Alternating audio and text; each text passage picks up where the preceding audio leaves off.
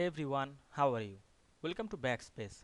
In this quick Microsoft Word tutorial, we will learn how to justify text inside a table in Word for a cleaner and more professional document layout.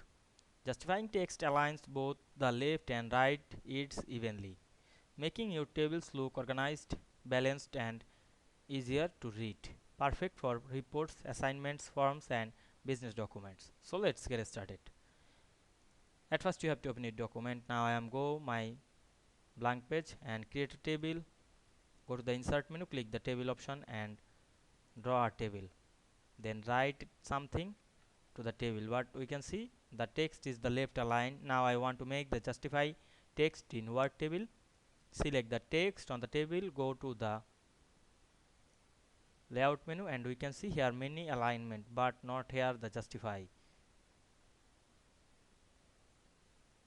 You can go the home menu, click the justify alignment. Now see the table cells, we make the text justify very easily. I hope you understand this process. If this video helped you, don't forget to like, comment and subscribe my channel to get more than important video very soon. Thanks for watching.